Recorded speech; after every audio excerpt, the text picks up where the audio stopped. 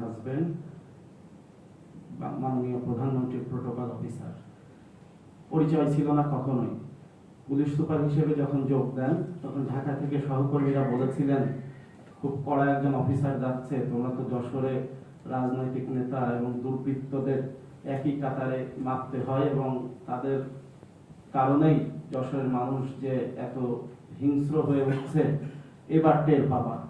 খুশি হয়েছিলাম, কিন্তু আসলে আসার পরে দেখলাম যে এটা সত্য কথা যে বাংলাদেশ পুলিশকে আগে স্মার্ট করা হয়েছে। এটা আমরা জেনেছি যে আজকে যিনি সব থেকে সমালোচিত ব্যক্তি হয়েছেন তাদের মধ্যে অন্যতম বেনজির আহমেদ, তিনি বাংলাদেশ পুলিশকে স্মার্ট করেছেন। এটা ব্যক্তিগতভাবে আমার অভিমত, কারণ সেই ব্রিটিশ আমল থেকেই পুলিশকে সবসময় পেটুয়া বাহিনী হিসাবেই ব্যবহার করে আসা হয়েছে।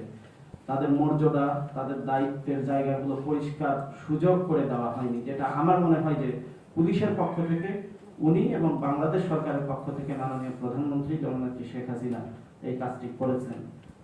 কিন্তু আপনি যখন এলেন এবং যেভাবে আপনার কথা শুনতে লাগলাম, খুশি হয়েছিলাম। কারণ আমাদের এই যে বাংলাদেশ পুলিশ স্মার্ট হলেও আমাদের কাছে স্মার্টের সংজ্ঞা ছিল হাঁটুতে গুলি করা, হাত কেটে ফেলা, ক্রস ফায়ার দেয়া, লাশ নিখোঁজ হওয়া, মানুষ খুঁজে না পাওয়া যাওয়া, এই জাতীয়। কিন্তু আসার পরে দেখলাম যে আপনার কাছে অবাধে মানুষ আসে যায় এবং আপনার কাছে শুধু না, পুলিশের সকল পর্যায়ের কর্মকর্তাদের কাছেই মানুষের অবাধ একটা যাতায়াতের শুরু হলো। প্রথমে একটু ভালোভাবে নিয়েছিলাম না, মনে হয়েছিল যে কিভাবে সম্ভব। আমরা তো জানি যে এতগুলো মানুষকে হাঁটুতে গুলি করে এতগুলো ক্রস ফায়ার দিয়েও যশোর ঠিক করা যাচ্ছে না, সেখানে যখন মানুষের সাথে এভাবে অবাধ মেলামেশা করছেন পুলিশের কর্মকর্তারা, কিভাবে পারবেন।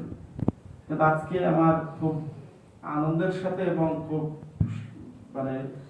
উৎফুল্ল চিত্তে বলছি যে আসলে আপনি দেখিয়ে গেছেন যে যে স্মার্টনেসটা বাংলাদেশ পুলিশ আগে হয়েছে সেটা দেরিতে হলেও যশোরকে আপনি করে দিয়ে গেলেন। আজকে সেই কারণে আপনাকে এবং আপনার মাধ্যমে যশোর পুলিশের সকল পর্যায়ের কর্মকর্তাকে আমি ধন্যবাদ এবং কৃতজ্ঞতা জানাচ্ছি, কারণ যশোরের মানুষের নালিশ করার জায়গাটা তৈরি করে রেখে গেছেন। আমরা আসলে পুলিশের কাছে নালিশ করতে আসতে চাই না, কারণ আমরা গণতন্ত্রে বিশ্বাসী, গণতন্ত্রের প্রধান নিয়ামক রাজনৈতিক নেতৃবৃন্দ হবেন, এইটাই আশা করি।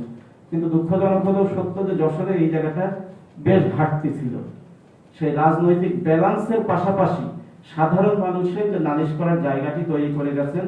আমি বিশ্বাস করি আপনি চলে গেলেও আপনার যিনি সহকর্মীরা এখানে আছেন এবং নতুন যিনি আসছেন সেই ধারাবাহিকতা বজায় রাখবে, সেই আশাবাদ ব্যক্ত করছি। এবং আপনার চলে যাওয়ার ব্যক্তিগতভাবে আমার একটু খারাপও লাগছে, যেতেই হবে। তারপরে যেখানেই থাকবেন ভালো থাকবেন এবং যশোরের মানুষ আপনাকে স্মরণ রাখবে, এইটুকু আমার ব্যক্তিগত বিশ্বাস। এবং আমরা সাংবাদিকরা তো অবশ্যই রাখবো। সাংবাদিকরা রাখবো এই কারণেই যে সাধারণ নাগরিকের বাইরে আমাদের একটু আলাদা চাওয়া পাওয়া থাকে, সেটা হলো সংবাদ সংক্রান্ত তথ্য এবং কমেন্টস। সেই ব্যাপারে অনেক সময় অনেকে বলেছেন যে আপনাকে সরাসরি না পাননি, যদিও পরে এসে আরো খুব সহজে পেয়েছেন সবাই, যেটা আমার ক্ষেত্রে কখনোই হয়নি। আমরা সবসময় পেয়েছি। যারাও পাননি তাদের আমাদের কিন্তু আপনার পুলিশের পক্ষ থেকে বক্তব্য পাওয়া নিয়ে কোনো ধরনের সংকটে সমস্যায় পড়তে হয়নি। সেই ব্যবস্থাটিও আপনি করেছিলেন, সেই জন্য ধন্যবাদ। এবং সকল ধারা বজায় থাকবে সেই আশাবাদ ব্যক্ত করে আমি আমার বক্তব্য শেষ করি।